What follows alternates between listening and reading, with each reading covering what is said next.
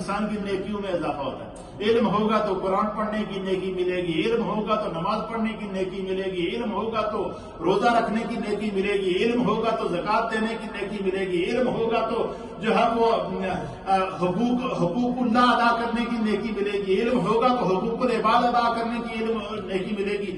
اس لیے اللہ تعالیٰ نے برتری آدم علیہ السلام کو ظاہر کرنے کے لیے سب سے پہلے علم عطا فرمایا۔ اس لیے علماء اور محدثین نے لکھا ہے کہ بندے کو ہر حالت میں علم حاصل کرنا چاہیے۔ جو بندہ علم حاصل کرتا ہے اس کی زندگی میں اللہ برکتیں پیدا فرماتا ہے۔ نبی اکرم صلی اللہ علیہ وسلم نے فرمایا کہ علم کی مجلس میں حاضر ہونا، اس حدیث کو سماعت فرمائیں، حضور نے فرمایا کہ جو لوگ علم کی مجلس میں حاضر ہوتے ہیں، علم کی مجلس میں حاضر ہونا 1000 رکعت نماز پڑھنے سے افضل ہے۔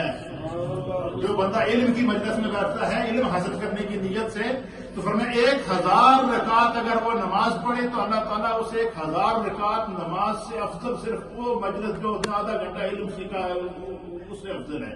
فرمایا صرف یہی نہیں، حضور علیہ السلام نے فرمایا کہ علم کی مجلس میں حاضر ہونا 1000 رکعت نماز پڑھنے سے افضل، 1000 مریض کی عیادت کرنے کا ثواب اللہ تعالیٰ علم کی مجلس والوں کو عطا فرماتا ہے۔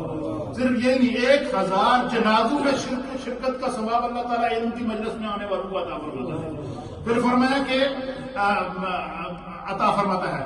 پھر عرض کی گئی کہ کیا قرآن پاک پڑھنے سے بھی علم افضل ہے؟ تو اللہ کے نبی پاک صلی اللہ علیہ وسلم نے فرمایا کہ کیا قرآن پاک علم کے بغیر نفع دے سکتا ہے؟ فرمایا قرآن بھی تو وہی پڑھے گا جس کو قرآن کا علم سیکھے گا۔ اس لیے حضور علیہ السلام نے فرمایا کہ جہاں بھی پتا چلے کہ فلاں جگہ کوئی علم کی مجلس ہے، وہاں کوئی بات سیکھنے کو ملے گی، فرمایا اس میں ایک لمحے کے لیے چاہے شریک ہو جاؤ۔ فرمایا جو بندہ اس مجلس میں آ گیا 1000 رکعت نماز پڑھنے کا ثواب، 1000 جو ہے وہ اس کے اندر جو ہے وہ مریض کی عیادت کا ثواب، 1000 جنازوں میں شرکت کا ثواب اللہ تعالیٰ صرف ایک لمحہ مجلس علم میں بیٹھنے کا عطا فرماتا ہے۔ پھر اسی طریقے سے فرمایا کہ حضرت سلمان علیہ السلام کی سلطنت، حضرت سلمان علیہ السلام کو اللہ نے پوری کائنات کی سلطنت بادشاہی عطا فرمائی، اور اس پوری بادشاہی کا علم اللہ تعالیٰ نے کہاں عطا فرمایا تھا؟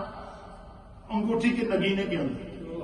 حضرت سلمان علیہ السلام کی ایک انگوٹھی تھی، اس میں ایک نگینہ تھا، اور دنیا میں جہاں بھی دیکھتے کہ اس وقت دنیا میں کیا ہو رہا ہے، آج کل آپ دیکھیں نا یہ کیمرے لگے ہوئے ہیں جگہ جگہ، ایک دفتر میں کیمرہ لگا ہوا ہے، دفتر میں مانیٹر لگا ہوا ہے، کیمرے روڈوں کے اوپر لگے ہوئے ہیں، ہر جگہ لگے ہوئے ہیں، آپ کمرے میں بیٹھ کے مانیٹر کر رہے ہیں کہ وہاں کیا ہو رہا ہے، اس کونے میں کیا ہو رہا ہے، اس کمرے میں کیا ہو رہا ہے، اس کمرے میں کیا ہو رہا ہے، یا آپ کیمروں کے ذریعے کرتے نہیں۔ سب سے پہلا کیمرہ اللہ اکبر وہ اللہ تعالیٰ نے حضرت سلمان علیہ السلام کی انگوٹھی میں نگینے کی صورت میں عطا فرمایا تھا۔ وہ پوری روئے زمین کو کنٹرول کرتے تھے، اور حاکم تھے، اللہ نے پوری دنیا کی بادشاہت عطا فرمائی تھی۔ کہیں بھی دیکھتے کہ اس وقت کیا ہو رہا تھا، اپنی انگوٹھی میں دیکھتے تھے، وہ منظر سامنے آ جاتے، اس کو دیکھا کرتے تھے۔ فرمایا کہ یہ سارا عالم صورت اور علم اس کی جان ہے۔ اللہ تعالیٰ نے فرمایا کہ جتنا جہان ہے، یہ جتنے جہان اللہ نے پیدا کیے ہیں، یہ اس کی مثال اس طرح ہے جس طرح کہ تصویر ہوتی ہے، صورت ہوتی ہے انسان کی، جس طرح انسان کا جسم ہوتا ہے، اور اس پورے جہان کی جو جان ہے وہ علم ہے، اور کائنات میں سب سے زیادہ علم اللہ نے میرے مصطفیٰ کو دیا۔ خدا کے بعد اگر کسی کو سب سے زیادہ علم ہے تو اللہ نے مصطفیٰ کو عطا فرمایا، حتیٰ کہ یہاں تک مفسرین نے لکھا ہے کہ حضرت آدم علیہ السلام کو جو اللہ نے کائنات کی ہر شے کا علم عطا فرمایا تھا، یہ بھی نور مصطفیٰ کا صدقہ تھا۔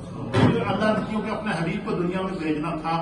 اسی طریقے سے علماء نے لکھا ہے کہ اپنے والد کے چہرے کو دیکھنا یہ بھی عبادت ہے، عالم کا چہرہ دیکھنا عبادت ہے۔ جس نے عالم کو دیکھا اس نے میری زیارت کی۔ سرکار نے فرمایا کہ جس نے کسی عالم کی زیارت کی محبت کے ساتھ، اس نے اس عالم کی زیارت نہیں کی، اس نے میری زیارت کی۔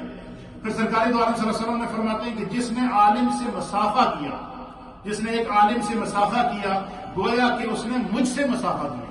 سرکار دو عالم صلی اللہ علیہ وسلم فرماتے ہیں، حضور علیہ السلام نے فرمایا کہ جس نے عالم کی صحبت اختیار کی، مجلس اختیار کی، جو کسی عالم کی مجلس میں بیٹھا، گویا وہ میرے ساتھ بیٹھا ہے۔ کیا فرمایا کہ گویا کہ وہ میرے ساتھ بیٹھا ہے۔ جس نے دنیا میں میرے ساتھ بیٹھنے کی، جس کو دنیا میں میرے ساتھ بیٹھنے کی سعادت مل گئی، اللہ تعالیٰ روز حشر اس کو میرے ساتھ بٹھائے گا۔ اس کا کیا معنی ہے؟ فرمایا جو دنیا میں علماء کی صحبت میں بیٹھا، اللہ آخرت میں اسے میری صحبت نصیب فرمائے گا۔ سرکار دو عالم صلی اللہ علیہ وسلم فرماتے ہیں تو یہ ساری جو حضرت آدم علیہ السلام کو عظمتیں عطا فرمائی گئی یہ علم کی وجہ سے عطا فرمائی گئی. اس کے اوپر اور بہت ساری روایات ہیں لیکن آج کی بات کو ہم یہیں پہ رکھتے ہیں. تو حضرت آدم علیہ السلام کو اللہ نے جو علم عطا فرمایا تھا کل کے درس میں ہم آپ کی خدمت میں پیش کریں گے کہ اللہ تعالیٰ نے حضرت آدم علیہ السلام کے وجود سے حضرت حوا کو پیدا کیا. انسانوں کی ماں کو اللہ تعالیٰ نے وجود آدم سے پیدا فرمایا. پھر ان دونوں وجودوں سے اللہ تعالیٰ نے نسل انسانی کو چلایا. کس طرح چلایا؟ پھر جو ہے وہ حضرت آدم علیہ السلام کو اللہ تعالیٰ نے جنت میں رکھا اور جنت سے پھر آپ کو حکمت خداوندی کے تحت واپس دنیا میں آنا پڑا. اس منظر کی منظر کشی انشاءاللہ ہم کل کے درس میں کریں گے. یہ سلسلہ دن چلے گا کیونکہ اصل ہسٹری یہی ہے. ہم اگر اسی کو کمپلیٹ، مجھے تو لگتا ہے کہ شاید پورا رمضان اسی پر گزر جائے، لیکن چونکہ ہم بیان کرتے رہیں گے تو اللہ تعالیٰ اس میں مزید برکتیں پیدا فرمائے گا. تو اللہ تعالیٰ آپ سب کا آنا قبول فرمائے. لا الہ